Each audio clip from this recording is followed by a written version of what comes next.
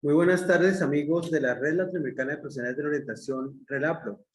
Nos encontramos hoy en un conversatorio muy especial, como todos los que hemos tenido, acerca de la epistemología de la orientación, con la participación de dos ponentes muy importantes de talla mundial, Elsa Tovar de Colombia y el maestro José Nava Ortiz. Pero antes de eso les quiero presentar a Valeria Jiménez, un funcionario del IDEP, que nos va a dar la bienvenida.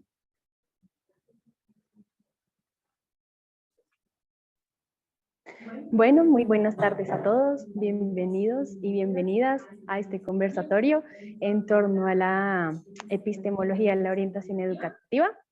Me presento, mi nombre es Valeria Jiménez Ruiz, actualmente soy la asistente de investigación de la línea de educación inclusiva del programa Maestros y Maestras que Inspiran del IDEP, y en el momento pues actual estamos acompañando al profe Amílcar, que es uno de los profes inspiradores que hace parte de la versión de este año del programa de Maestros y Maestras que Inspiran del IDEP.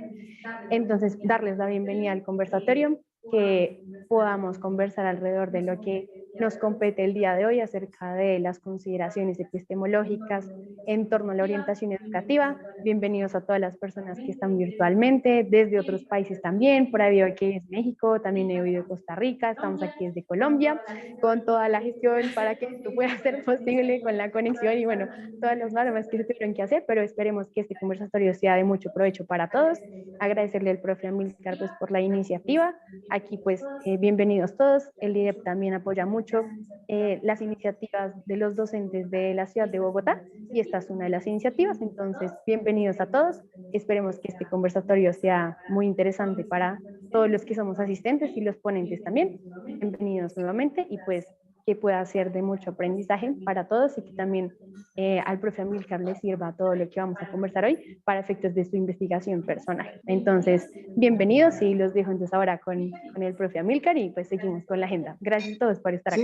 Bueno, le agradecemos también a Jairo Hernández desde gracias, Costa Valeria. Rica. Jairo Hernández, el presidente del Sindicato Nacional de Profesionales de Orientación de este país, de Costa Rica, quien nos permite esta conexión a través de Zoom. Vamos a saludar al maestro José Nava Ortiz, que se encuentra en Ciudad de México. Buenas tardes, maestro. ¿Cómo se encuentra? Hola, buenas tardes a todos. Valeria, Amílcar, No le escuchamos, Elsa, maestro. buenas tardes a todos. Me encuentro bien. No le escucho. No le escucho. Maestro, ¿tiene su micrófono apagado?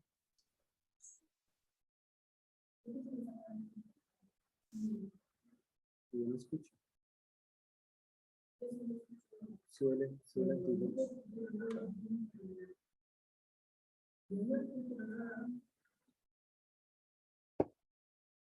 Maestro, denos un segundito que ponemos aquí el sonido, por favor.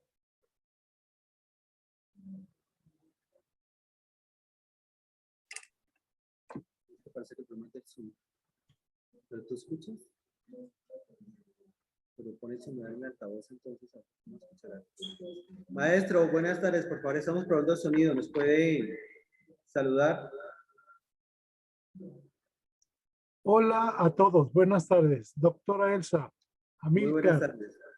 Valeria, Silvia, Jairo que está en imagen por allá y Eisalis Salazar, así como Alejandro Velasco. Mucho gusto estar con ustedes compartiendo estas ideas. Buenas tardes. Muy buenas tardes, maestro. Nos alegra que usted nos pueda acompañar.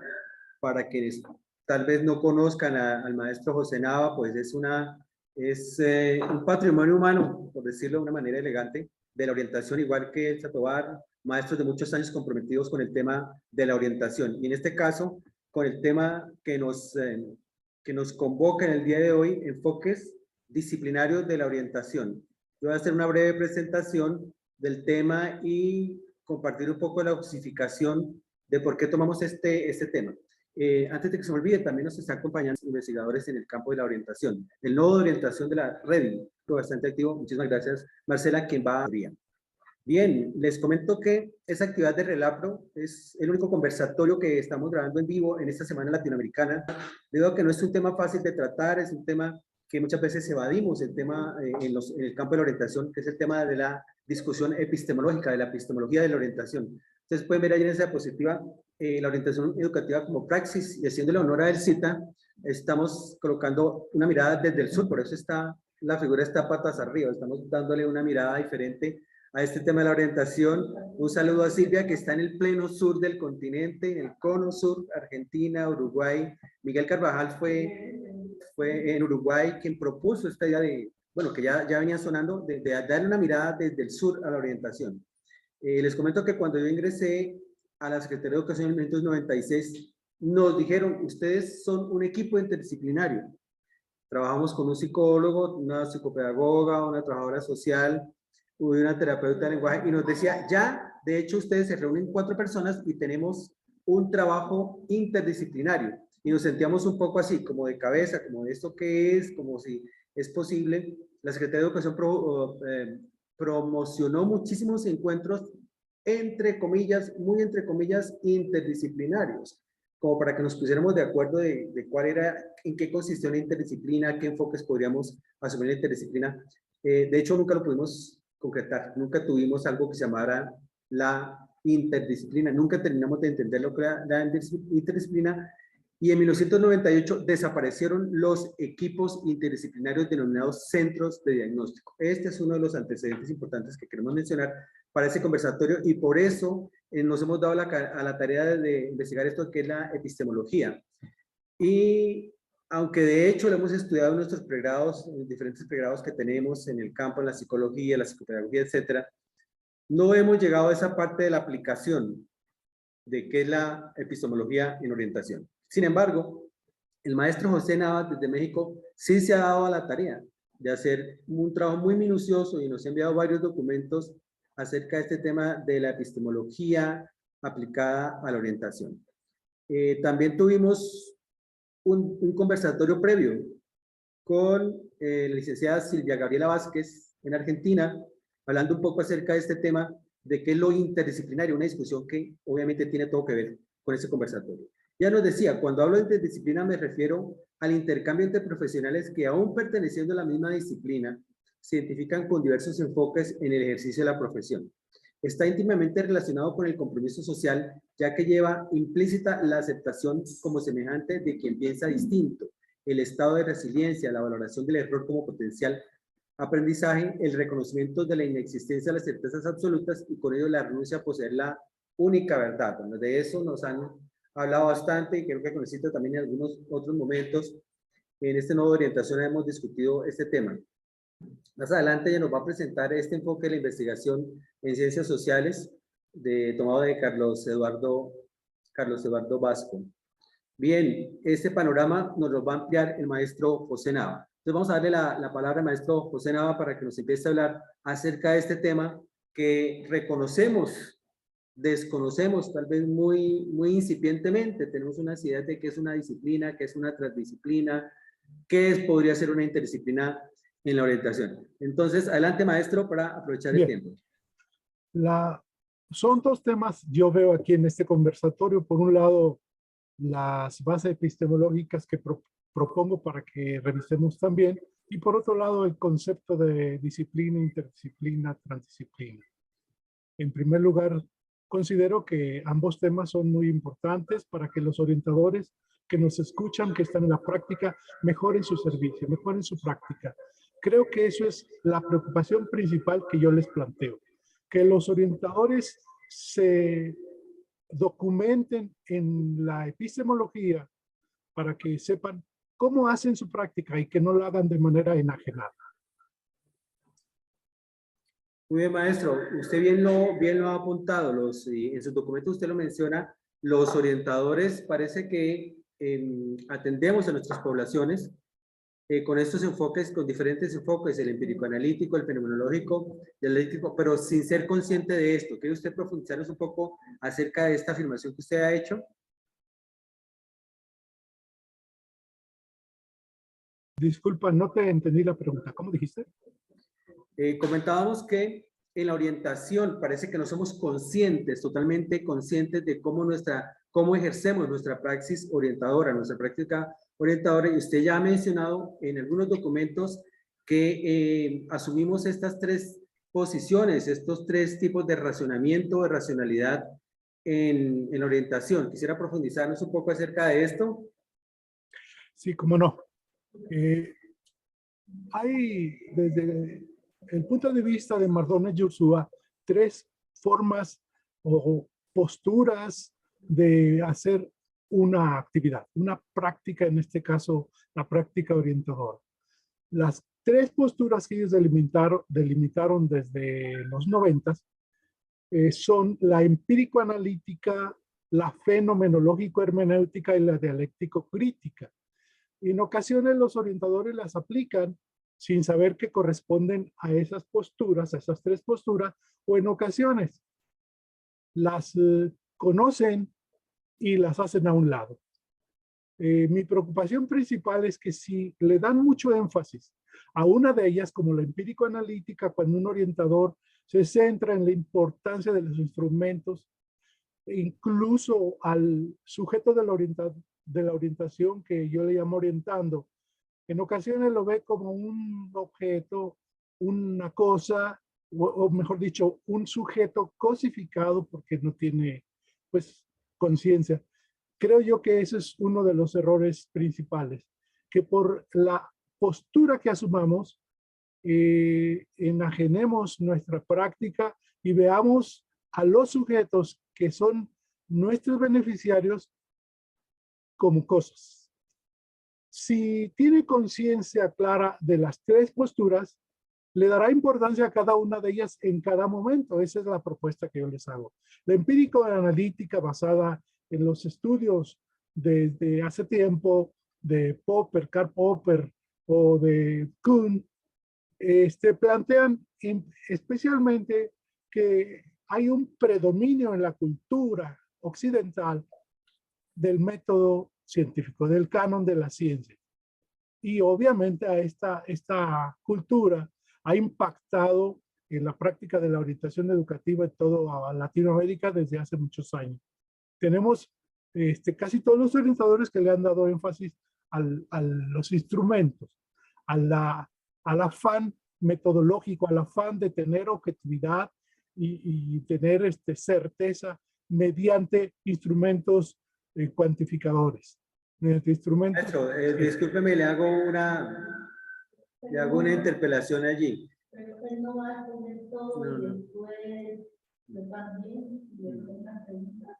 Ya, un segundo. Maestro, permítame, le hago una interpelación allí. Podemos pensar en algún momento que el enfoque empírico-analítico en orientación, o se ha hablado coloquialmente de que el enfoque empírico-analítico no tiene una aplicabilidad práctica en orientación. ¿Qué opina usted acerca de esto? Es incorrecto. Es la que más predomina. El enfoque empírico-analítico, que es tomar a las ciencias como método único o de donde surge la verdad única, como lo propuso Gabriela Vázquez desde días atrás. Ese es el problema, que en orientación se cree que solamente se puede llegar al conocimiento de los sujetos mediante instrumentos normalizados por el método único o canon de las ciencias. Hay otras tres posturas, de acuerdo a los planteamientos que hacen Mardones y Ursúa, que en ocasiones las ponemos en práctica y que son tan importantes como el uso del método científico a través de los instrumentos. Y toda la visión que se tiene de los sujetos a través de esa postura. La fenomenológico-hermenéutica, que está sustentada desde los tiempos de Heidegger, pasando por otros autores, Adorno, Max Weber, Gadamer, todos ellos han dado cuenta de la importancia que tiene el ser y su existencia, el ser y su entorno, el ser y su contexto, el ser y su sentimiento. Yo hago mucho rescate de los sentimientos y valores de los individuos. Eso es lo primero, más que ver si los medimos bien, sus habilidades, sus aptitudes, sus destrezas. También la tercera postura que existe y existe desde hace tiempo y que fue promovida intensamente por Adorno, antes pues Hegel, después vino la escuela de Frankfurt, en donde estuvieron participando, entre otros, pues Adorno y Habermas, que ellos dieron un vuelco a las visiones occidentales de la práctica de toda la ciencia, en donde se fijaron principalmente en que el sujeto existe, pero solo existe en su contexto y que este puede ser cuestionado. Aquí hay dos vertientes que Bardone y Ursúa hablan de ellas. La vertiente contestataria, que le da pues énfasis al statu quo de la sociedad, es decir, cómo están las cosas en la sociedad donde yo vivo y que habría que cambiarlas, que la mayoría de los orientadores cuestionan mucho el sistema existente en sus países. Nosotros no somos la excepción, pero en ocasiones nuestra práctica se centra, en vez de el sentimiento del sujeto, se centra en la crítica hacia el sistema, hacia el poder. Y entonces ahí estamos cayendo pues en una visión reduccionista. La otra vertiente de la postura dialéctico-crítica es la que Habermas trabajó mucho desde que él estuvo en la Escuela de Frankfurt, en el Instituto de Investigaciones Sociológicas de ahí de Frankfurt, y después anduvo viajando por todos lados, en donde él dice, ok, sí, debemos de cuestionar el entorno, pero ¿qué propones desde tu posición? ¿Cuál es tu propuesta?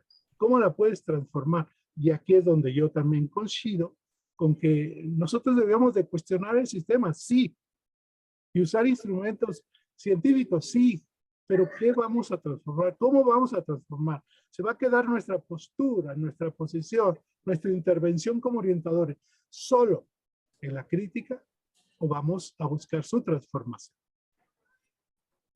Perfecto, maestro, muy bien. Continuamos acá. Bien, a los orientadores nos interesa en la práctica transformar esta realidad. Para que lo hagamos más conversado, la colega Elsa Tovar nos va a comentar también como su experiencia de su visión acerca de la orientación. ¿Cómo ve el tema de la orientación en la relación entre la praxis y esos enfoques teóricos que nos presenta el maestro José? Sí, por eso, pero vamos a decirlo, espérate un segundito para que nos conecten.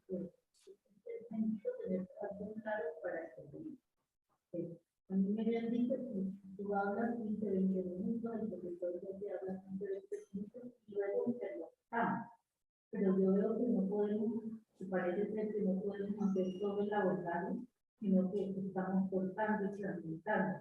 Y a mí sí me gustaría que el profesor José hiciera todo su abordaje, y yo también pudiera hacer todo mi abordaje, y luego dialogamos. Porque cómo empezar a cortar. Amílcar, no escucho, no se escucha. Sí, dame un segundito, maestro, que estamos aquí coordinando con la maestra Elsa. Bueno, vamos a continuar con su presentación, maestro. Vamos a hablar un poco de, ya creo que en principio hemos presentado estas tres visiones, esos tres enfoques que se usan en la orientación, lo empírico-analítico, lo fenomenológico y lo dialéctico-crítico, de lo cual no necesariamente somos conscientes. Parece que no somos conscientes de que en nuestra práctica usamos esos enfoques. Esto ya lo hemos dicho en varias ocasiones. Pero el tema de, bueno, ¿por dónde encuentra usted la salida a esto, maestro? O sea, ¿por dónde cogemos el toro? Si es por los cuernos o por alguna parte, ¿qué hacemos para salirnos de este impasse en el que nos encontramos? Yo había propuesto desde hace tiempo en algunas reuniones, incluso con la Relapro, que hace falta que las instituciones formadoras de orientadores, que creo que abundan en Sudamérica, Centro y Sudamérica, ahorita en México están muy escasas, atiendan la formación de esos aspectos filosóficos y epistemológicos del orientador para que no asuma una práctica enajenante, o como decías hace un momento, sin clara conciencia de cómo es o qué postura le está dominando a la hora de actuar. Es importantísimo para resolver esta problemática que las escuelas formadoras incorporen en sus planes y programas de estudio el tema de la filosofía, particularmente de la epistemología, que tiene que ver con las formas de hacer la praxis, de hacer la práctica.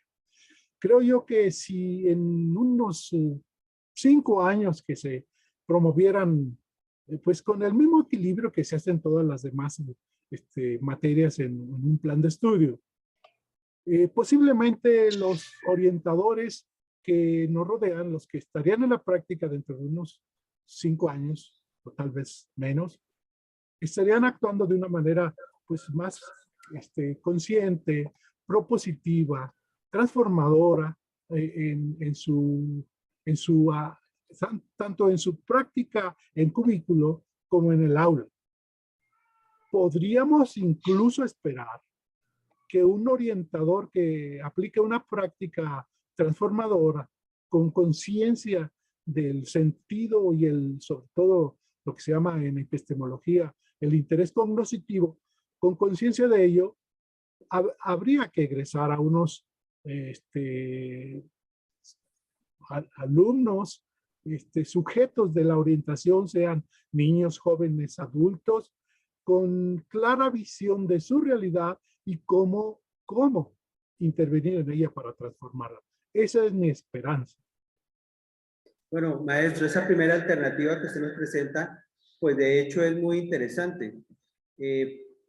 Siempre y cuando tengamos esas escuelas formativas en orientación, resulta que en Colombia una de las grandes falencias que tenemos es esa, que no existen muchas, o sea, no existe realmente una formación específica para orientadores. Existe una formación para psicopedagogos, existe formación para psicólogos, existe formación para terapeutas, existe formación para pedagogos ejecutivos, pero no existe una formación específica para orientadores como tal, y menos los que ya llevamos en el ejercicio bastantes años. O sea que nos toca es acudir a ese tema de la formación continuada y esperamos que estos encuentros de alguna manera contribuyan a esa formación continuada, que obviamente no va a ser suficiente, no es suficiente con estos conversatorios, pero sí es necesario que replanteemos eso. Entonces, en realidad tenemos una alternativa que pensamos puede ser práctica y es aplicar estos diferentes enfoques a nuestra praxis cotidiana y es posible que al mismo modelo latinoamericano. ¿Cómo podríamos aplicar la fenomenología hermenéutica, por ejemplo, al campo de la orientación? ¿O cómo podríamos aplicar el enfoque dialéctico crítico o el empírico analítico al trabajo que estamos haciendo actualmente en orientación y de esa manera, pues como que entender un poco más qué significa estas posiciones epistemológicas? Mira, yo veo como muy promisorio que la RELAPRO esté trabajando continuamente en yo le llamo actualización vivida o de vida de los orientadores a través de estos instrumentos como los conversatorios y todos los demás que tienes tú al servicio, la revista Orientación, etcétera. Esos instrumentos, esos medios, son los que nos van a venir a complementar la formación o que no se da en las escuelas donde se forman los psicólogos que después van a ser orientadores o los pedagogos que después van a ser orientadores. A través de medios alternativos, a veces de la sociedad civil, como la AMPO en México ha hecho mucho esfuerzo en ese sentido, van a contribuir a llenar el vacío o de la inexistencia de una formación del pregrado en orientación o los posgrados que sí existen en orientación y que en ellos podría incorporarse el estudio de la filosofía y de la epistemología en particular. También veo que pues si las instituciones formadoras de esos que después de esos profesionales que después se incorporan en el servicio de la orientación, no se fijan o no tienen clara conciencia de la importancia de estos temas, bueno, pues entonces las organizaciones civiles como la RELAPRO, la AMPO, etcétera, deberían de estar ahora sí que, ¿cómo se podría decir? Eh, as- a- quiero encontrar un término apropiado, pero estar a- a- a- bueno, apoyando, pero principalmente obligando a las instituciones que, que en sus planes de formación profesional que tienen en la psicología, cuando tengan la parte de la derivación o de la aplicación en orientación educativa que sí existe, en la mayoría de las universidades que tienen pedagogos y psicólogos tienen una salida de orientación, pues que ahí los profesionales revisen los contenidos para que sepan los orientadores que salgan al servicio, que es una postura empírico analítica. Si yo como orientador no la estoy usando de manera inconsciente o de manera abusiva, que es una postura fenomenológico hermenéutica. Estoy tomando en cuenta a la existencia, al ser, al sentido que tanto nos ha preocupado en la RELAPRO, o cómo hacer que el orientador conduzca una crítica social a través de sus servicios sin que se exageren tampoco en la crítica social. Lo ideal sería en todo caso, como Habermas lo propone, una crítica transformadora, pero teniendo clara conciencia en qué consiste cada una de estas, por lo menos estas tres posturas, no dudo que haya más, podríamos hacer un gran servicio a la sociedad latinoamericana. Maestro, usted bien sabe como parte de los formadores de este modelo latinoamericano que de hecho estamos haciendo fenomenología, aunque tal vez no éramos tan conscientes de esto desde el comienzo. Y la fenomenología que hacemos, lo que proponemos, tiene que ver con la construcción del ser. El ser como ser social a partir de estas dimensiones de Manfred Machniff, la dimensión del tener, la dimensión del hacer y la dimensión del estar.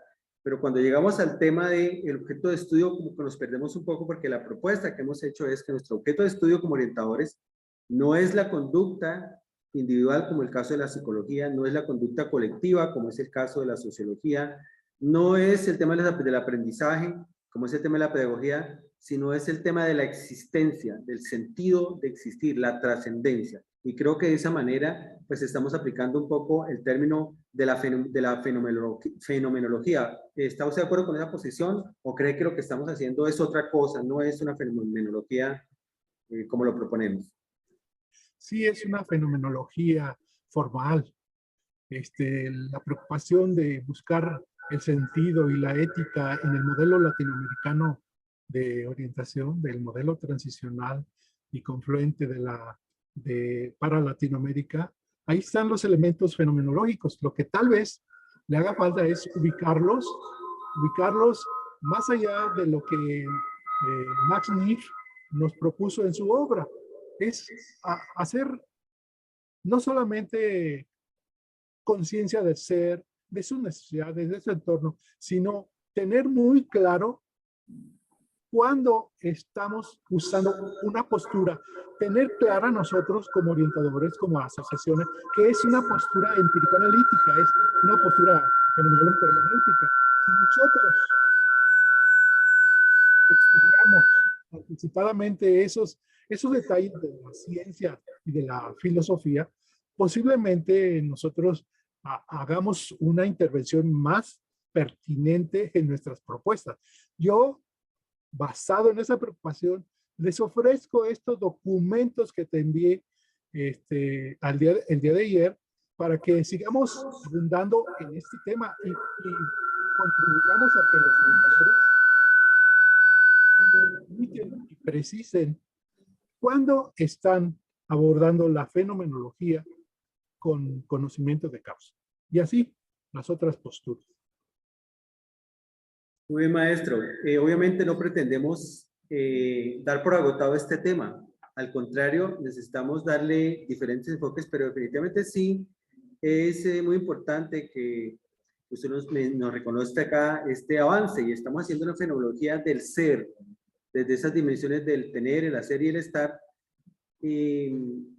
con algo que hemos llamado supradisciplina. Con Schiller hemos discutido mucho ese tema de qué es lo supradisciplinario en orientación, qué estaría por encima de la orientación. Hemos llegado a la conclusión en borrador que nos referimos es al desarrollo humano, que el objeto de estudio de la orientación no es el ser tampoco, es el objeto del estudio del ser en la orientación tiene que ver con el desarrollo humano. Pero como decíamos, no pretendemos en este breve conversatorio abordar todos los temas, pero sí queremos escuchar diferentes enfoques. Entonces, con su permiso, vamos a darle paso a la maestra Elsa, que nos va a compartir también una posición interesante, muy interesante, sobre este tema que nos ocupa hoy, el tema de los diferentes enfoques disciplinares que puede tener la orientación. Denos un segundito mientras nos instalamos, nos conectamos acá. La práctica profesional de los orientadores que implique un posicionamiento epistemológico. Qué bueno que nos dejen sus comentarios aquí en el chat del Zoom, que vamos a estar transmitiéndolos a quienes estén conectados y puedan ver ese conversatorio en diferido. Bien, la maestra Elsa Tovar, también maestra de formación, orientadora, muy conocedora y experta en este tema, se presenta muy modestamente como maestra del Pacífico Sur colombiano, afrodescendiente del Pacífico Sur colombiano. Ella nos va a hablar también de estos enfoques disciplinares de la orientación educativa, una discusión epistemológica en esta Semana Latinoamericana de la Orientación, en la que hemos desarrollado diferentes conversatorios. Agradecemos muchísimo a diferentes maestras que nos han acompañado. Estuvimos presentando el programa Axis Quest, un personaje para hacer sinapsis, para hacer pedagogía. Estuvimos escuchando el conversatorio que les presentaba con la maestra Silvia Gabriela Vázquez de Argentina. Y otros interesantes conversatorios que al final les vamos a recordar. A continuación, entonces vamos a escuchar a la maestra Elsa Tovar desde su perspectiva de enfoques disciplinares de la orientación educativa, una discusión epistemológica. Bueno, muy buenas tardes. Buenas tardes, maestra. El micrófono está apagado.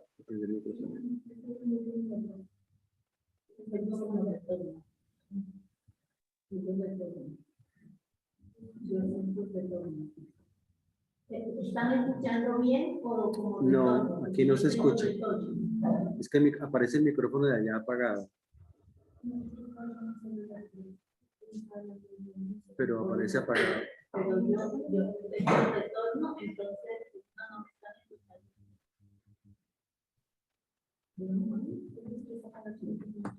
¿Cómo? Muy buenas tardes, compañeros.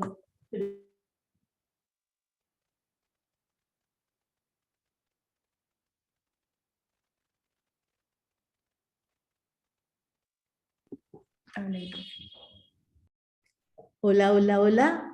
¿Me escuchan bien? Sí, ahora sí. Tengo Ahora sí. retorno. Yo tengo retorno. Yo sí la estoy escuchando, doctora. Muy buenas tardes. Buenas tardes. Quiero saber si me escuchan bien, por favor. Yo, José Nava, te escucho bien, Elsa. Bueno, Sí, Elsa, buenas tardes. De acá también te escucho bien desde Argentina. muchas gracias, Silvia. Maestro José Nava, queridos orientadores, queridas orientadoras de este afectuosa red denominada RELAPRO, la Red Latinoamericana de Profesionales de la Orientación. Es para mí un honor, un gusto y una alegría preñada de fraternidad estar aquí esta tarde con el profesor, no, a él le gusta que le digan con el maestro José, con Amílcar. Agradecerle a Amílcar, él ha sido muy generoso siempre para escucharme y escucharnos. Entonces, en esta tarde yo también voy a participar. Mira, pero no me empezaron, me llevaron al final de la presentación. En esta tarde, gracias. Yo también voy a participar desde el tema que nos convoca en esta semana que también saludo, al igual que saludo a todos los compañeros y compañeras. Yo quiero empezar con una frase de Boaventura de Sousa Santos. Dice, desde la conquista y el comienzo del colonialismo moderno, hay una forma de injusticia que funda y contamina todas las demás formas de injusticias que hemos reconocido en la modernidad, ya sea injusticia socioeconómica, la sexual o racial, la histórica, la generacional, etc. Se trata de la injusticia cognitiva. No hay peor injusticia que esa, porque es la injusticia entre los conocimientos. Es la idea de que existe un solo conocimiento válido, producido como perfecto conocimiento, en gran medida en el norte global que llamamos ciencia moderna.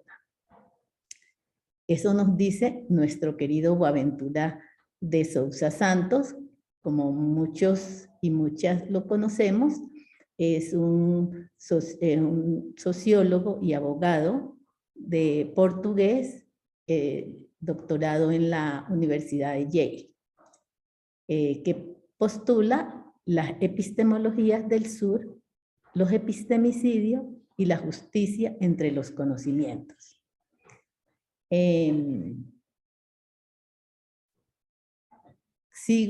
Tengo en cuenta y a partir, y me alegra mucho porque veo que son no dos visiones no antagónicas, sino complementarias, en tanto se puede hacer dialéctica a partir de ellas y sacar modelos propios.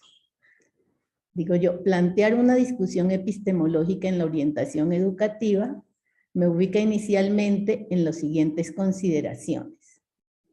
Las miradas a la investigación en las ciencias sociales con sus tres estilos de intereses o de interés trabajados por Habermas en su libro Conocimiento de Interés, el cual es retomado por el profesor Carlos Eduardo Vasco de Colombia y presentado como los tres estilos de investigación en las ciencias fácticas de nivel biótico y antrópico.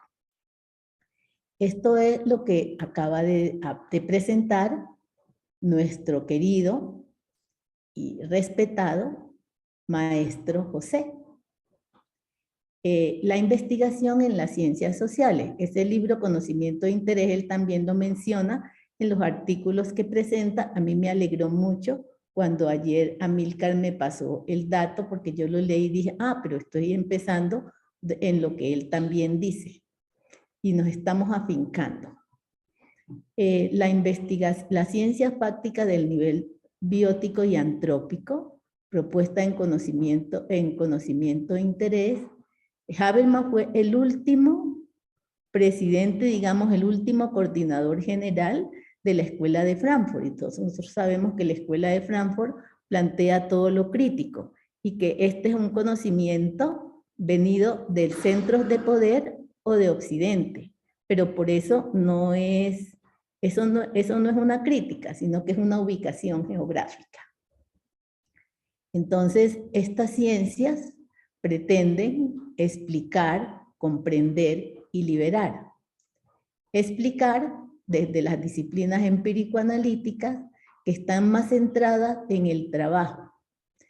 Y también devienen muchos estas disciplinas empírico-analíticas de las únicas ciencias vistas por Thomas Kuhn. Perdón, no es Thomas Kuhn, uy, se me escapó el nombre ahora, es un francés, el primero que habla del método científico. No es Thomas Kuhn porque el Thomas Kuhn es el de las revoluciones científicas. Pero bueno, ahora sigo hablando y seguramente recuerdo, no me voy a preocupar por esto. Otro grupo de ciencias centradas en el interés práctico, que son las disciplinas histórico-hermenéutica, cuyo interés tiene que ver con la afectividad, con la comunicación, con el lenguaje, y el grupo de las ciencias que pretende develar y romper las cadenas que tienen un interés emancipatorio son las disciplinas crítico-sociales, que el profesor Dava nos habla de lo dialéctico. Debemos tener en cuenta que todos estos grupos de disciplina también son interesadas, están situadas, pueden tender a la dominación, a la manipulación, a la alienación, porque también depende de la centración y de la construcción objetiva y subjetiva del investigador, o de los investigadores, o de los académicos que preconizan tales supuestos. Sin embargo, yo tomo esto como punto de partida y no solamente como punto de llegada y de partida, porque, seguimos, junto con esa consideración, tengo en cuenta otras consideraciones. Hay que situarse en eso como una construcción de la ciencia moderna.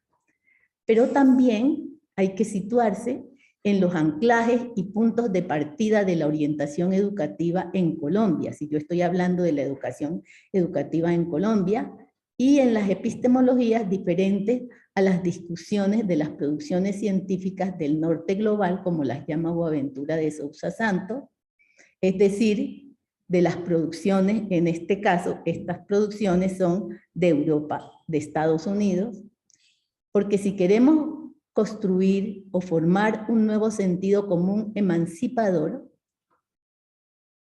para que haya justicia social global y justicia cognitiva global, es decir, para que haya una justicia entre los conocimientos, debemos tener en cuenta esos conocimientos elaborados en los centros de poder en Occidente, pero también situarnos en nuestra geografía, en nuestras latitudes, con sus realidades y sus, no, esa no sigue, y sus problemas, al situarse en esos anclajes. Continuamos, entonces, esos anclajes tienen que ver con la, no sigue ese, no me estás pasando, no sigue esa en mi presentación. Yo la conozco bien, la 3, estoy en la 4, no me la estás pasando. Esa es. Sí, bueno, entonces, si me ubico en la orientación educativa en Colombia la orientación educativa la ha acompañado la emergencia y configuración, le otorga importancia desde una concepción pragmática y ubica al orientador como un hacedor al que se le pueden dar diferentes encargos, o múltiples y dispersos, que en ocasiones nada tienen que ver con su formación profesional, como tampoco con procesos de reflexión, sistematización o conceptualización. Es decir, aunque de pronto en su formación se hable de esas formas de hacer ciencia empírico-analítica, histórico-hermenéutica, crítico-sociales, esa formación no está acentuada, pero además de no estar acentuada, en el quehacer diario no se las tienen en cuenta porque no se ve al orientador como un conceptualizador o productor de conocimiento. Frente a esto, se gestan sentimientos de resistencia en los orientadores.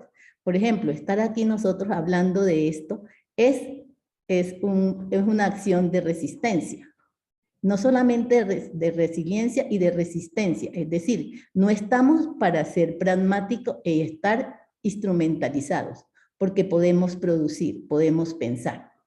Entonces, el rol del orientador en la cotidianidad de la escuela se traduce en esas demandas, en la mayoría desde una urgencia que lo interpela hacia acciones inmediatas en relación con otros como estudiantes, maestros, directivos, padres de familia, madres de familia. Y en esta línea es posible afirmar que la naturaleza del rol del orientador, que es un cargo que surge con la industrialización, le deja poco espacio para pensar su práctica fuera del impulso de la acción.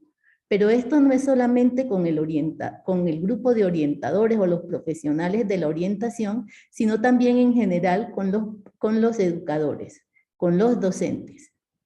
Se deja todo para pensar la práctica.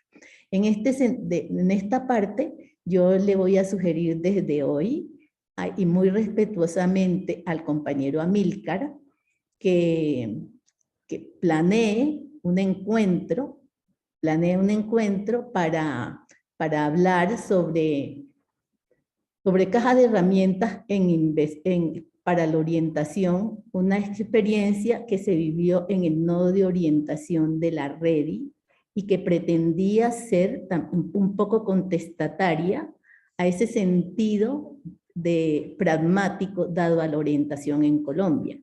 Y en ese pragmatismo estamos incluidos psicólogos, licenciados en pedagogía reeducativa, en psicología y pedagogía, o sea, psicopedagogos, hay trabajadores sociales, hay fonoaudiólogos, hay terapeutas del lenguaje, es decir, diferentes disciplinas. De tal manera que el campo de la orientación es un campo fraguado, cimentado, alimentado desde, yo no sé si hasta tergiversado, desde diversas disciplinas, ¿sí?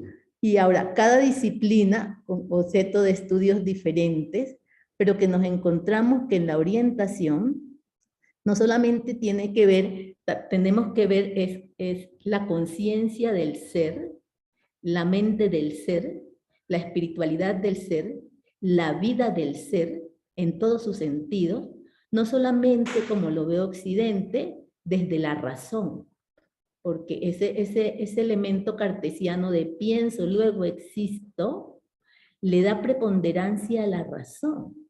Y resulta que hay comunidades, que hay culturas que no le dan preponderancia a la razón, sino al sentir y el sentimiento.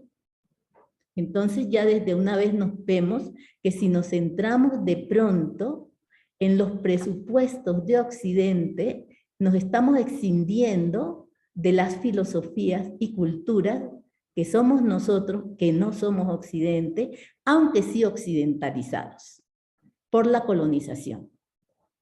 Bueno, entonces, junto a eso, junto a ese problema que tenemos como orientación y digamos, en los correlatos de la fundación de la orientación en Latinoamérica y en Colombia, también debemos tener en cuenta, como un segundo punto, el giro descolonial, la presencia del giro descolonial. Ese giro descolonial se puede ubicar en las filosofías de los pueblos originarios o filosofías interculturales de los buenos vivires ancestrales. El modelo latinoamericano de orientación, que tanto trabaja Relapro y pregona Relapro y entroniza Relapro, está pensado como es para la vida. Eso está pensado en los buenos vivires, no precisamente en la cultura occidental, sino en los buenos vivires de las culturas originarias. Porque para Occidente es el mejor vivir, no es ni el bien vivir, ni el buen vivir, ni el soy porque somos, de los pueblos originarios.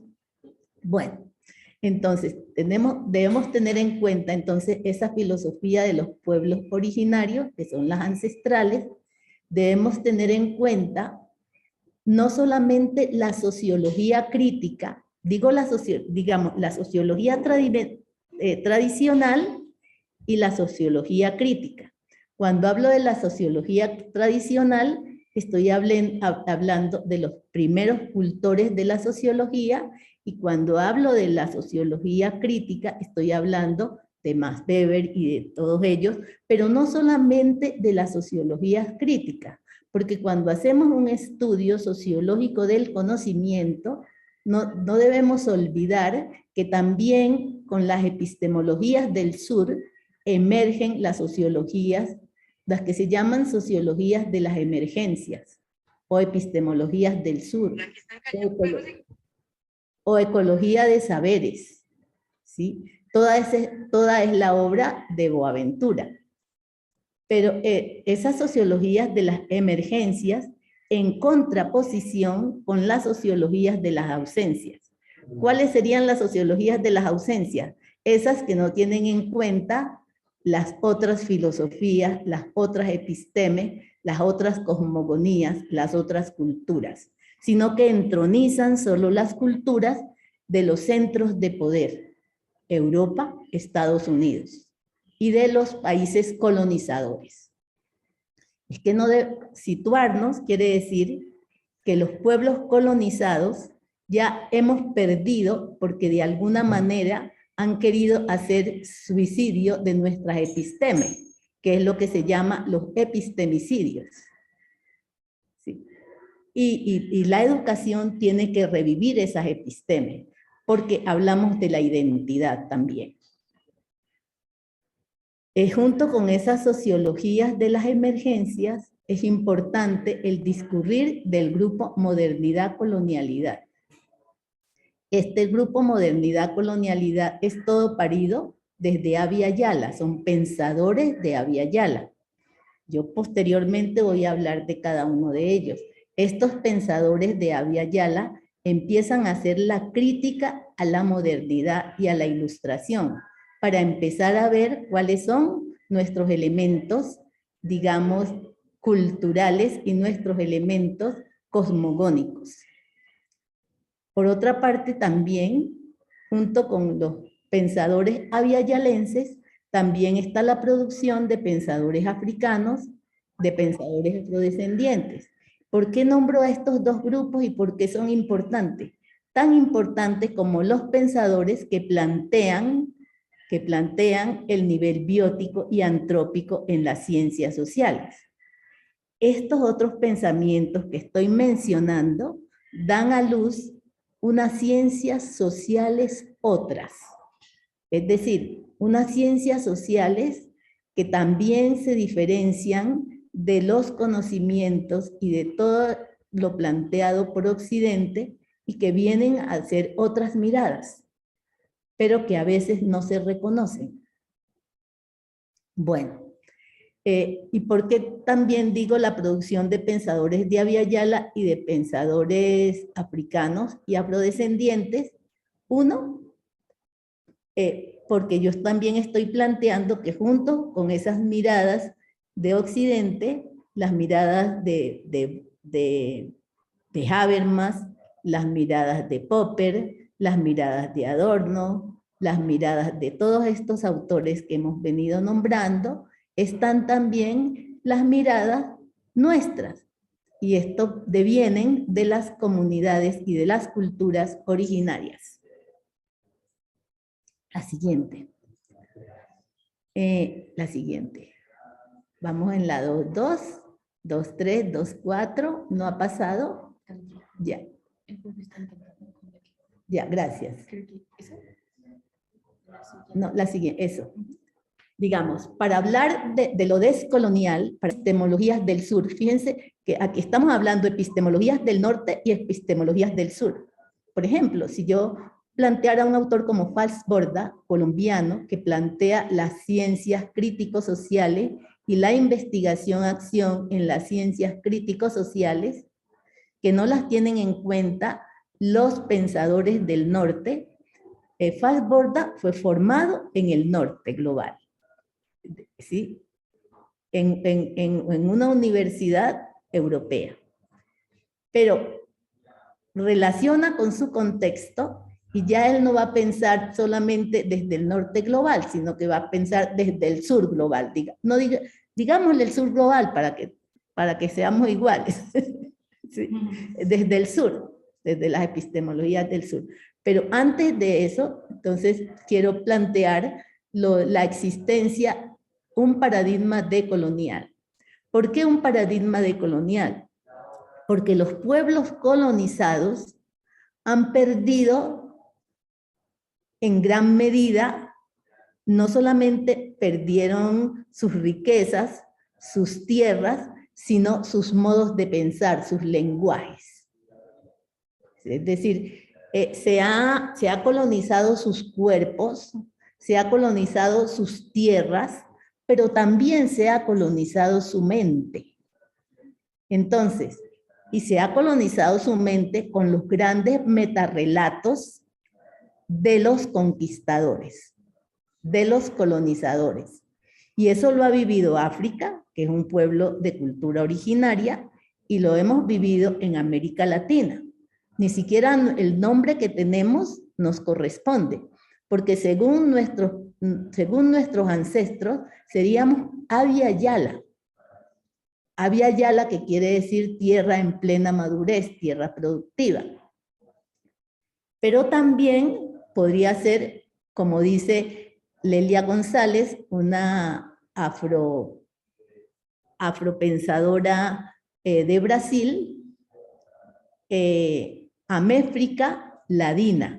Y Améfrica Ladina, Améfrica para decir, bueno, tengamos en cuenta un poco al occidente con el nombre América, pero tengamos en cuenta a África y tengamos en cuenta a los indígenas. Y entonces por eso la llama Améfrica Ladina.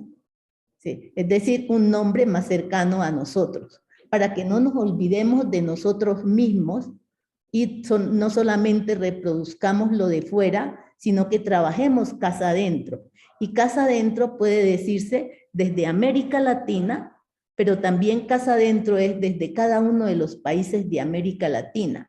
Este concepto de casa adentro es acuñado por un afroecuatoriano. Bueno, entonces el paradigma decolonial es trabajado por el grupo Modernidad Colonialidad. Este es un movimiento que nace en América Latina desde finales de la década del 90 y está estrechamente ligado a la búsqueda de las raíces, saberes, identidades, así como explicaciones acerca del pasado, presente y porvenir propio de los contextos latinoamericanos. Su tarea es evidenciar que el proyecto colonial, nacido con la Ilustración y la modernidad, han creado colonialidades. Colonialidad del poder, colonialidad del saber, colonialidad del ser, colonialidad de la naturaleza. Es decir, colonialidad en todo sentido. Entonces, la tarea de los colonizados, como lo dice Fanon, que es un pensador afrodescendiente, es descolonizarse. Y es una tarea, digamos, de ética, de estética social, y una tarea que nos corresponde porque debe ser una tarea de creación. La colonialidad del poder, nosotros vemos hasta ahora que en nuestros países han venido gobernando ciertas élites, no todos.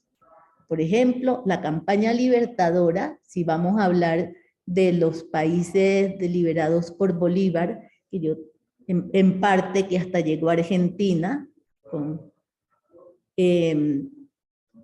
San Martín, entonces esta campaña libertadora inicialmente sí quería liberarse de los colonizadores, pero para tener el mismo poder de los colonizadores. Entonces se forma una élite criolla, y la élite criolla, por ejemplo, en Colombia, es la que ha gobernado. No precisamente los que no. En este momento hay una campaña donde va para la vicepresidenta un afrodescendiente como yo, y ustedes no se imaginan toda la resistencia que eso ha provocado aquí, y ha salido todo el racismo epistémico, toda la racialización, todo el racismo estructural, a matarla simbólicamente. Pero también eso le ha pasado a cualquier indígena que se lanza a un puesto político de importancia, porque hay unas élites que nos hacen. Entonces, eso es una condición de la colonialidad. Por eso, el grupo Modernidad Colonialidad, donde está Enrique Dussel, yo le digo Quique Dussel amorosamente, lo adoro. Él trabaja en la UNAM. Él es argentino, pero desarrolla su obra en la UNAM. Donde está el peruano Quijano, ¿sí? Y donde está el argentino Miñolo. Ellos son los creadores del grupo Modernidad Colonialidad, pero en ese grupo inmediatamente se juntan muchos pensadores latinoamericanos, casi de todos los países. Inicialmente los primeros iniciadores, los primeros es una redundancia, los iniciadores pues son profesionales latinoamericanos que se formaron en Europa, es decir, en los centros de colonización, y que se quedaron trabajando en las universidades de los centros de colonización pero vinieron a sus tierras a tomar las fuentes bautismales y a liberarla. Y desde ahí plantean la decolonialidad. Pero no nos quedamos solamente con el paradigma decolonial, sino que también llegamos al paradigma descolonial. El paradigma descolonial es el trabajado por De Sousa Santos. ¿No te quiere pasar? Sí. Es el trabajado por De Sousa Santos. Y ese paradigma descolonial toma como uno de sus elementos fundantes el paradigma decolonial, es decir, los trabajos del grupo modernidad-colonialidad.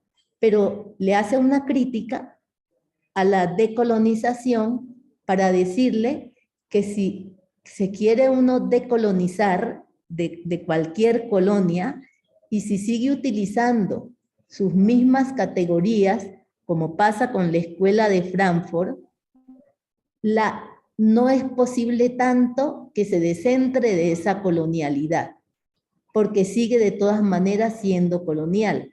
Entonces, él propone, no sigue apareciendo la presentación. Si quieres, intento compartir desde acá. Entonces, él propone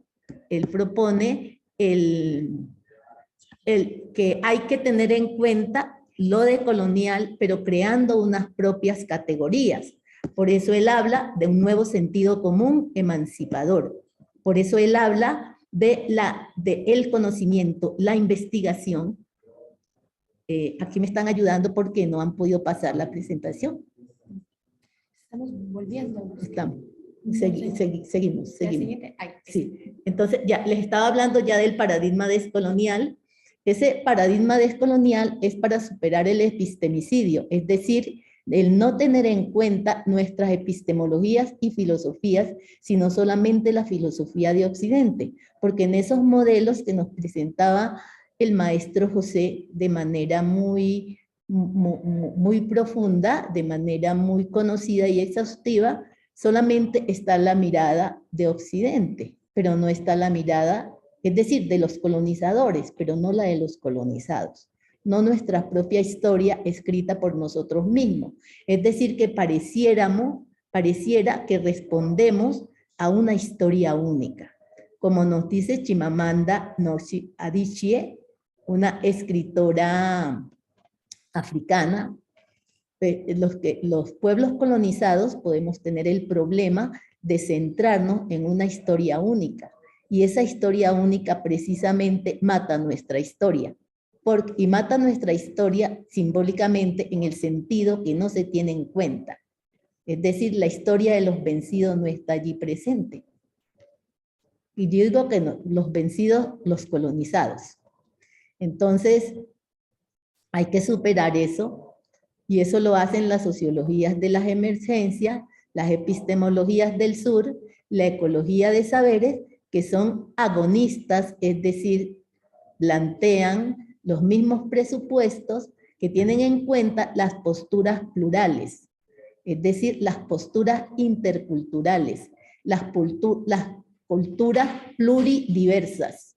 Y esas culturas pluridiversas son las culturas de los pueblos originarios. Dice, en las epistemologías del sur se devela la metáfora de la construcción de conocimiento como forma de resistencia a la dominación moderna. Es decir, hay dominación moderna cuando nuestros países hacen los convenios económicos, pero las materias primas mal pagas se van a los industrializados, se hacen materia elaborada y nos vuelven después por importación multiplicada por 10 en el precio. Y nosotros hemos dado toda la materia prima, con el fracking, con la minería, etcétera, etcétera. Frente a eso se plantea entonces la ecología de saberes. La ecología de saberes que está propuesta por De Sousa Santos de Sousa, Boaventura de Sousa. dice, hay una monocultura que es del saber científico, el saber unívoco. Frente a ese saber científico están los distintos saberes. Entonces están los saberes populares, los saberes de los pueblos originarios, los saberes de los vulnerados, los saberes de los obreros, los saberes de las diferentes clasificaciones de la mirada desde lo sexual, desde lo social, desde todo, están los feminismos, etcétera, etcétera, todo lo que podemos decir, pero todos los saberes, todo lo que se produce fuera del conocimiento científico, también puede decirse que es un conocimiento y un saber, porque el que ha dicho que no es científico es precisamente el colonizador. Y nosotros, como le creemos, ya decimos que no es científico. Incluso hacemos unas disputas a veces tremendas entre nosotros para decir que eso no tiene que ver.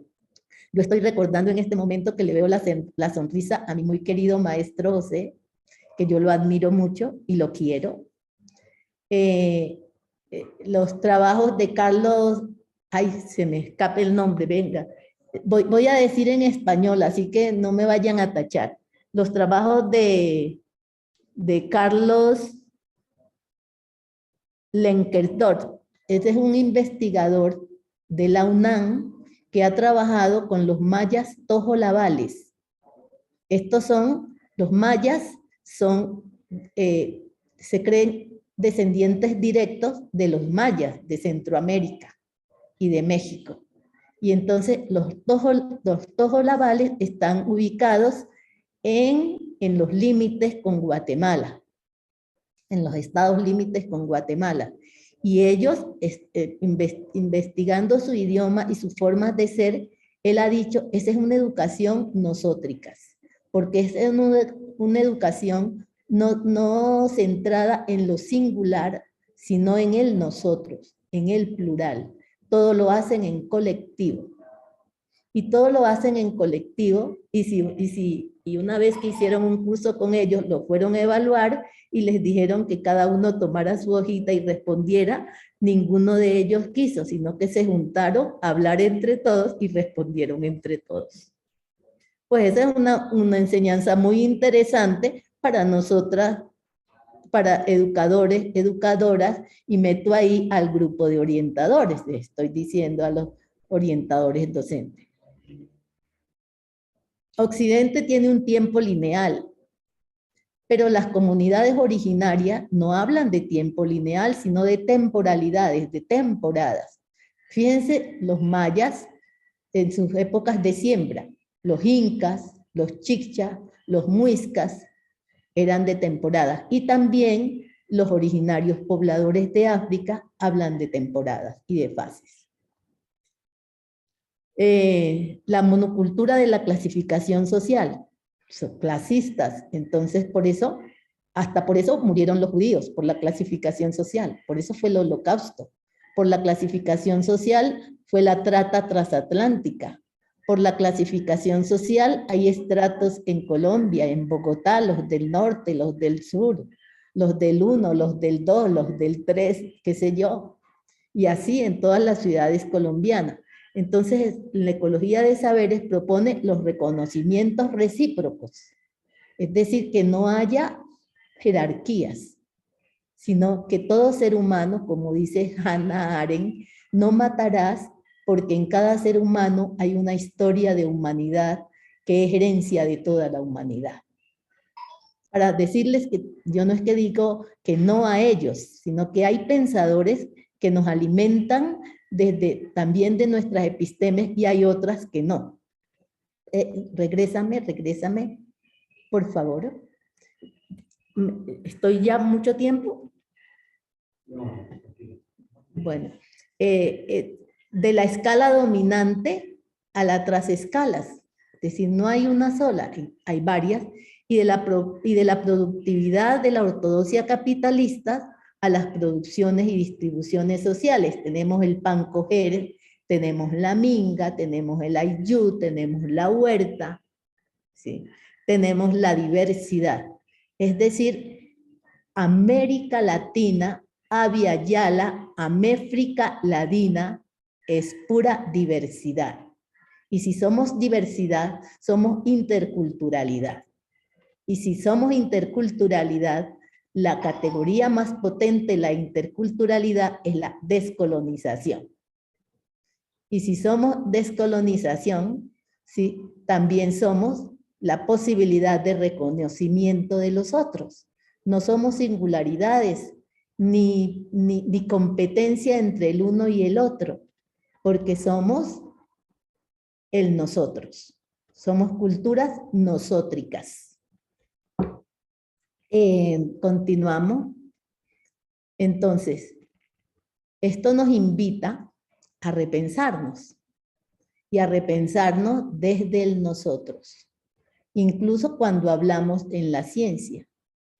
Entonces, la filosofía del summa causal, del summa camaña, que son propias de los pueblos originarios de Latinoamérica.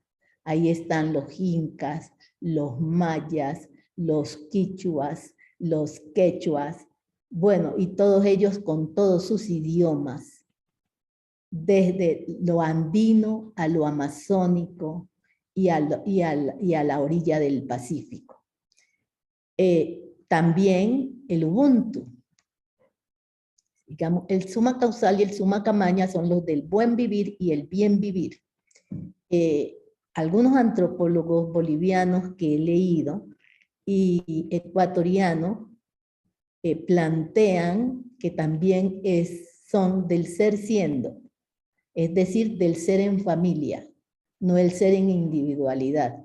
Entonces, el vivir es como estar en comunidad, no solamente comunalidad, sino comunalidad, donde se festeja también. El Ubuntu, que también es la otra, es la filosofía del mundo africano, de la que yo provengo. Quien les habla es una anfibia cultural, y como anfibia cultural debo estar habilitada para nadar en varias culturas, mínimo en 2. Yo, por ejemplo, soy originaria del Pacífico Sur, de Barbacoas, Nariño, ¿sí?, pero radicada en Bogotá hace 40 años, donde estudié en las universidades, y tengo experiencias de estudios y de académicas y de trabajo académico en Ecuador, en México, en Colombia, que es mi país, y en España, Madrid. Entonces, y anfibia cultural, ¿por qué? Porque yo soy afrodescendiente, campesina, yo nací en una vereda de Barbacoas, Nariño, mi pueblo, que es un municipio de pocos habitantes y que se vivía sabroso, pero sabrosísimo, como ustedes no se imaginan, pero a partir de que empieza todo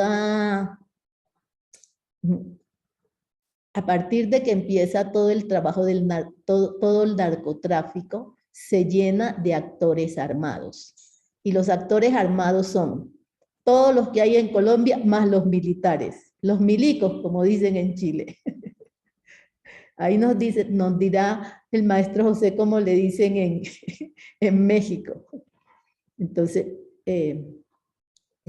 toda esa producción, los modelos de orientación, los maestros y maestras, los orientadores, el grupo de profesionales de la orientación, desde las instituciones educativas, deberíamos no solo recibir todos los aportes de Occidente, sino los aportes casa adentro, la producción de los pensadores de Abya Yala, la producción de los pensadores africanos y afrodescendientes. ¿Por qué? Porque esas son culturas que subsisten y que somos integradas al pueblo colombiano, ¿sí? Para terminar, yo creo que ya tenemos, para finalizar esto, pero por ahora, debemos cuestionar las verdades más preciadas de la teorización científica para dejarnos atravesar por esos cuestionamientos, no solo para gestar nuevas comprensiones, interpretaciones y alejarse de certezas, sino para destejer y tejer armazones y modelos conceptuales que permitan arriesgarnos en el bordado de nuevos paisajes no predicados por Occidente y centros de poder, sino por nosotros. En lo dicho, podemos sacar a luz muchos ejemplos desde lo diverso y pluricultural. Yo escribí eso para recordarme que tengo muchos ejemplos que podía sacar aquí y dar a conocer. Debemos poblar las instituciones educativas de justicia cognitiva. Por ahora vivimos una injusticia cognitiva la berraca en las instituciones colombianas, en las universidades públicas y privadas. Imagínense, yo que les estoy diciendo, soy anfibia cultural, soy una hermosa chica de 70 años y que realmente he vivido en centros universitarios mucho tiempo estudiando y no me daban ningunos textos de pensadores africanos, como si no existieran. Yo creía incluso al comienzo que no existían, ¿sí? Y no era cierto. Tampoco de afrodescendientes, ¿sí? Y aquí en Colombia mismo, digamos, estoy acordándome de una canción, Plantación Adentro, Cámara, en todo eso. ¿Por qué hago esa canción? Porque toda la afrodescendencia, cuando empieza a pensarse y a mirar en sus producciones, primero es a través de la música. Según un pensador afrodescendiente, William Du Bois, el primer afroamericano doctorado en la Universidad de Harvard a fines del siglo XIX en sociología, con tesis laureada, él fue nieto de esclavizados y quería conocer sus ancestros y su historia. Y la pudo estudiar después de varios intentos, estudiando las canciones de los esclavizados. Y él los llamó los sorrow song, las canciones de dolor. Y entonces dijo, a través de la música, no a través de la literatura o de la oralidad, pero la música también es oralidad, la población esclavizada, la población negra, dio a conocer su vida a sus descendientes. Y esa es como la Biblia, desde la música, desde las letras de las canciones, del hombre afrodescendiente o del hombre africano. Porque antes de la trata no había negros, había africanos. Pues negra es una construcción de Occidente para subhumanizarnos. Así como indios es una construcción de Occidente para subhumanizarnos. Pero este problema lo sufrimos no solamente los que nos han dicho subhumanos, sino una mirada desde todos los colonizados, que debemos tener conciencia de estos. Entonces debemos poblar las instituciones educativas de justicia cognitiva. En ellas deben caber los diversos discursos, conocimientos, saberes y experiencias, de tal manera que podamos crecer juntos y poner en discusión hechos, fenómenos, comportamientos y conocimientos. Estamos llamados a construir nuevas historias e inaugurar otros futuros, no los que están solamente pensados desde ya, desde las élites, desde el poder. Tenemos que pensar que el lenguaje también dice mucho, porque nosotros nos denominamos desde un lenguaje que no es nuestro, que ya lo hemos hecho nuestro, pero también desde ese mismo lenguaje que hemos hecho nuestro, hay maneras de discriminarnos, de diferenciarnos y de racializarnos. Por ejemplo, dicen, ¡ay, esa población vulnerable! O esa persona vulnerable. Vulnerable quiere decir que es una forma de ser de esa persona, eso es un sustantivo. Y no hay seres vulnerables, eso es lo que tenemos que pensar nosotros. Hay seres que han sido vulnerados o que están siendo vulnerados. Entonces no es una condición de la persona, eso se lo está haciendo la sociedad a esa persona. Y entonces, ¿cómo hacer justicia ahí? Porque no es vulnerable. Vulnerable es como darnos permiso para seguirlo vulnerando, porque como es vulnerable. Sí. Entonces, debemos tener cuidado y no debemos crear al otro excluido, ¿sí? Porque porque en la sociedad se crea mucho al otro excluido, en la escuela también, en las instituciones educativas también, etcétera, etcétera. Entonces, esa es la participación. Yo quería hablar todo y después que podamos aprender, pueda seguir aprendiendo de ustedes. Muchas gracias. Muchas gracias. Ya le escribí las instituciones a las que pertenezco o las organizaciones. Yo pertenezco a RELAPRO, soy de RELAPRO, de la red de profesionales de la orientación. Yo soy de SEADA. SEADA es el ciclo de estudios africanos y de la diáspora africana. Yo soy de la Fundación Piernas Cruzadas. Esa fundación es una organización de Barbacoas Nariño, mi tierra. Sigo trabajando con ellos. Yo soy de REDI, de la Red Distrital de Docentes Investigadores. Yo soy de Minga por la Educación. Minga por la Educación es un grupo nuevo que está saliendo a luz después porque en Colombia, desde mayo de 2015 a agosto de 2021, sesionó la primera misión de Educadores y Sabiduría Ciudadana. Yo fui invitada a participar en ella. Y creamos, ahora que se termine esa misión, para hacer la política pública en la nueva administración, creamos el grupo Minga por la Educación. Yo soy de Madáfrica. Madáfrica es una organización española que trabaja con inmigrantes africanos. Digamos, por ahora esas, porque tengo más, pero no les digo. Entonces, estoy también aquí por esas organizaciones. Ahí tengo mi correo electrónico. Ustedes saben que me pueden decir todo lo que sea y aportar todo lo que sea desde RELAPRO, desde el chat de RELAPRO. Bueno, y muchas gracias.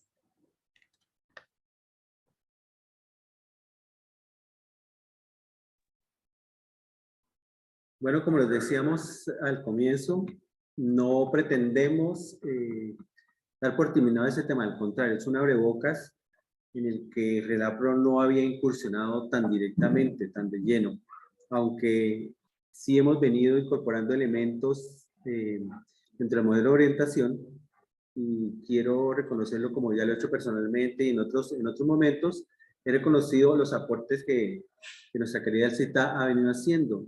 Ustedes se dan cuenta en esta presentación que hemos evolucionado a hablar de orientación para la vida a orientación para el bien vivir, no el buen vivir, no orientación para el bienestar. Sería una orientación para el bienestar, el bien tener, el bien ser, que muy precisamente lo ha comentado Elsa. Hemos tomado esta filosofía del Ubuntu, Max Foto, nuestro amigo Max Foto, mi hermano, como le dice Elsa, y como también le puedo decir, nuestro hermano africano, y todos de alguna forma somos afrodescendientes. Mírenme a mí, aquí no podemos negar nuestra herencia étnica, pero también nuestra herencia académica. Entonces, de esta filosofía Ubuntu, entendemos el sentido de vida desde lo interpersonal, desde lo comunitario, ese sentido de pertenencia. Obviamente, cuando hablamos de sentido de pertenencia, hablamos del Ubuntu, hablamos de todos somos, no puedo ser sin que el otro sea. No podemos dejar de hablar de los principios del Summa Kawusai, del Summa Kamaya, no robar, no mentir, no estar ocioso, principios de la filosofía inca, que Silvia seguramente lo estará recordando, porque bien también lo dijo Elsa, este imperio inca llegó hasta las fronteras de Argentina, hasta el sur de Colombia, específicamente Barbacoa Nariño. Yo creo que por allá hay algún coletazo de la cultura inca, pueblos andinos, pueblos amazónicos, pueblos creados a la orilla del Pacífico. Entonces sí retomamos elementos. Estamos todavía lejos, todavía nos falta mucho para incorporar esos multisaberes, ¿no? Parece que habláramos de un solo saber, pero creo que vamos en ese camino, reconocer que no es solamente un camino. Le reconocemos mucho al nodo de orientación de Reddit, todos estos inicios que nos permitieron llegar aquí donde estamos y empezar a discutir justamente eso. Hablamos de un modelo latinoamericano de orientación, pero de hecho existen muchos modelos latinoamericanos, varios modelos latinoamericanos. Creo que el CITA nos ha recordado mucho esto, pero consideramos que este modelo latinoamericano que ya lleva 5 años en construcción, orientación transicional para el sentido ético de la vida, pues recoge gran parte de estos saberes ancestrales, saberes tradicionales. Bien, por cuestión del tiempo, aquí el espacio lo tenemos que entregar entre pocos momentos, pero si hay comentarios del maestro José Nava o de algún otro participante, pues quisiéramos que los pudieran hacer. Maestro, ¿cómo se ha sentido en el conversatorio? Estoy admirado y anonadado por toda la información, toda la cultura que Elsa nos trae, que ha reiterado durante todo su trabajo académico. Yo admiro la profundización que ha hecho tanto de los saberes afrodescendientes como de todas las culturas que nos han venido afectando, principalmente la cultura occidental. Yo creo que junto con esto que el CITA nos ha dicho, tenemos una enorme tarea los orientadores de distinguir cómo hacer nuestra práctica profesional, considerando por un lado esas realidades y por otro lado el cómo, sin negarlo, sin olvidarlo, sin desconocerlo, cómo incorporar estos saberes con la práctica profesional del orientador. Veo complicado cómo hacerlo, pero ahí está la información. Creo que con una lectura cuidadosa, serena, pues tal vez con un tiempo necesario, podríamos mejorar nuestros marcos de saberes y por otro lado tener conciencia de que continuamos, como ya se ha dicho, con la colonización del pensamiento, continuamos, muchos de nosotros, colonizados de nuestro pensamiento. Es necesario voltear hacia los lados y hacia atrás y ver lo que, por ejemplo, el CITA nos dice para que nosotros podamos decir, por un lado, no estamos solos y por otro lado, qué ricos somos en nuestros saberes, en nuestra cultura. Habría que incorporar estos asuntos en nuestra práctica. El orientador tiene que estar consciente de todo ello, de todos estos saberes. Yo creo que así como yo insisto que debe de saber qué postura asume, también debe de saber qué contexto, en qué contexto se desarrolla el sujeto de la orientación o él mismo o todas las demás colegas que están en latino, ¿cómo le llama esa? Ladinoafricanos. América Latina. América Latina. Antropóloga de Brasil. Me gusta ese concepto. Ojalá y se pudiera incorporar en la discusión del modelo latinoamericano. Ya incorporarlo, ya como parte del modelo. Y no nomás dejarlo como un saber más que está por ahí en manos de valiosas personas como ella y todos los investigadores que han mencionado.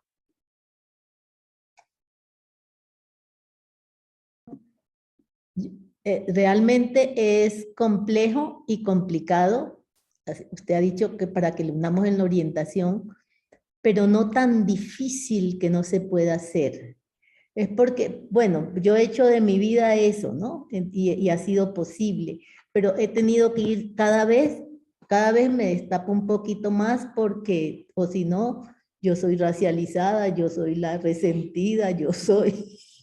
Pero a mí no me importa eso porque es que el resentimiento no es un problema, el resentimiento es un sentimiento moral tan importante y tan presente en los seres humanos como el agradecimiento, porque el resentimiento es lo contrario al agradecimiento. Incluso lo trabajan unos teóricos, estos sentimientos, lo trabaja un pensador de Inglaterra, ¿sí? Y lo plantea. No hay problema, pero también tenemos las diversas psicologías con todas sus miradas.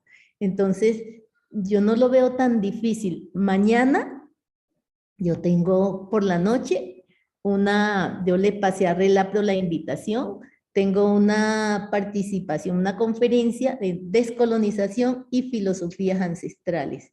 Y yo voy a hablar ahí precisamente de interculturalidad, voy a hablar del Ubuntu con todo lo que da el Ubuntu, y voy a hablar del suma causal y suma camaña con todo lo que dan las comunidades originarias. ¿Sí? Yo he leído mucho a autores mexicanos, autores centroamericanos, hombres, mujeres, me gusta leer a los feminismos negros, lo que dicen, digamos, a los juvenicidas, por ejemplo, que hablan del asesinato, por ejemplo, en Colombia de tantos jóvenes. ¿Sí? Yo hoy le quiero hacer un homenaje grande y también dar a conocer mi sentimiento, porque mañana hace un año de las grandes movilizaciones del 28 de abril del año pasado, muchos jóvenes sin ojos y personas dañaron sus ojos, muchas violaciones a mujeres y muchos muertos, mucho más de lo que quieren aceptar, porque se mandaba al ejército. Sí, entonces, muy terrible. Y yo pienso que todo eso ocurre es porque si el sistema educativo colombiano tuviera las filosofías occidentales y los saberes occidentales en el mismo plano de importancia que las filosofías de los pueblos originarios, nos querríamos más. Pero como hace tanta diferencia y los maestros que seguimos a rajatabla lo que dicen nuestros ministerios de educación, aunque estén equivocados, entonces desde ahí yo no lo veo difícil. Yo el viernes también tengo el lanzamiento de un libro de la misión de educadores y yo escribí un capítulo ahí que de aquí hasta que me muera voy a trabajarle a eso seriamente, a pensar una educación nosótrica. Eso de educación nosótrica lo aprendí de los indios, de los mayas tojolabales, porque en mis comunidades se vive así como viven ellos, y nosotros somos afros. Pensar una educación nosótrica como posibilidad de sociedades justas, a propósito de un sistema intercultural de educación pública, porque nuestros ministerios de educación deberían ser interculturales para que sean pluridiversos y además nosótricos. Es decir, no pensar en lo singular, sino en la pluralidad. Ya voy a compartir el escrito.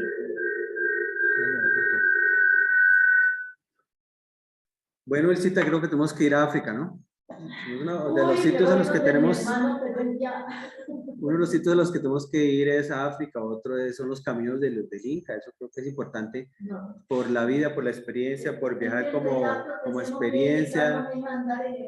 Exactamente, viajar como estilo de vida. Allá Silvia nos está escuchando. Bueno, quisiéramos pasar otro rato acá, pero como les decíamos, tenemos que entregar este sitio a tiempo y también tenemos otros compromisos que acudir. Como les decíamos, muchísimas gracias a todos por su participación. No hemos acabado este tema. Vamos a retomar esta invitación. Todo lo que el nodo de orientación de la red tenga propuesto, Margarita, este es su espacio, este es el espacio de todos. Esto no es solamente para hablar de temas que la proponga, al contrario, es más bien para abrir los espacios, para hablar de todo lo que los orientadores necesitamos hablar. Nos felicitamos, hoy es el 27 de abril, Día Latinoamericano de la Orientación. Por eso hemos tomado este día. Un abrazo bien caluroso a todos. Maestro José Nava, a los que nos escuchan en directo y en diferido, a África, un abrazote bien grande. Mejor dicho, tenemos compromisos de abrazos por todas partes, desde México hasta la Patagonia, también en África y Europa. Reciban nuestro más afectuoso saludo. Muchísimas gracias a todos los participantes: Jennifer Reyes, Osman Arellana, Marlene, Meli Maldonado, Silvia Carmona, Mildred, Darlis Pitti. Tenemos muchísima asistencia: Roxana Luna, Abril Dardón, Wendy Rosales, Alexandra Maldonado, Julis Milano. Saludos a Guatemala, Honduras, El Salvador, países donde hay muy pocos orientadores conectados, pero que estamos siempre pensando en ellos. Costa Rica, República Dominicana, Jairo, Sinapro, muchísimas gracias por todo. Somos Relapro, somos la Red Latinoamericana de Profesionales de Orientación Relapro y todas nuestras redes hermanas. Un saludo a la AMPO, un saludo a la orientación de la red que hoy se ha hecho protagonista de este encuentro. Uruguay, no, tenemos que hacer un encuentro. Estamos un poco en mora de programar un gran encuentro, esperando un poco que esto de la pandemia termine, pero también con el consenso de la pre-cooperativa Relapro. Ese es un tema que no podemos dejar allí pasar por alto. Un abrazo a todos los amigos venezolanos, Julio González y todos los que nos acompañan en estos conversatorios. Ayúdenos a difundir estos conversatorios, revisítelos. Silvia Carmona nos enseñó ese concepto, revisite estos momentos. Ahí están los conversatorios para que los revisite, para que los consulte, para que los comparta, porque hay muchísimas cosas que se nos pasan cuando los hacemos así en vivo y es bueno mirar. Entonces, para todos un abrazo, Elcita, te voy a dar un abrazo presencial y nos vamos a tomar la foto de rigor para enviársela a Relapro. Muchísimas gracias también a Noa, que mi esposa siempre me olvida agradecerle. Que pasen muy buena semana. Revisiten los conversatorios de Relapro. Hay muchos conversatorios que valen la pena. Marina Müller tiene un conversatorio muy interesante que hicimos ayer. Por favor, compártalo y visítelo. Tenemos que volver a Buenos Aires, Elcita, eso no se nos puede pasar. Tenemos muchos sitios por recorrer y que Dios nos dé vida y platica para viajar. Ok, le vamos a pedir a todos que prendan su cámara para tomar una foto panorámica aquí. Foto de galería. Bueno, muy bien, listos. Entonces Valeria nos va a ayudar con este tema de la foto panorámica. Y con esto los invitamos al conversatorio de mañana. Allá la protagonista es Silvia Carmona, Diana Marcela Méndez y Fabiola Macías de México. Mañana no se pierdan ese conversatorio. Jueves, mañana 28, 4 de la tarde. No se les olvide, vamos a estar también compartiendo oportunamente el link. Esto también va a ser en vivo, en directo, pero Silvia es de Argentina, Diana Marcela es de Bogotá y Fabiola Macías desde México. México siempre presente, Argentina siempre presente. Qué bien que nos acompañen. Muchísimas gracias a todos. Estamos ya la foto. Les voy a apagar el micrófono para... Bueno, muchas gracias a todos por acompañarnos. Entonces voy a contar 1, 2, 3 para tomar la foto de recuerdo. ¿Les parece? Entonces Yo les vamos a voy a hacer mandar un abrazo. 1, 2, 3. Sonrían. Ay, Otra vez. 1, 2, 3. Listo. Muchas qué bellezas gracias. tropicales, qué bellezas tropicales. Gracias a todos por acompañarnos y un gusto poder apoyar esto. Hasta luego. Chao, chao.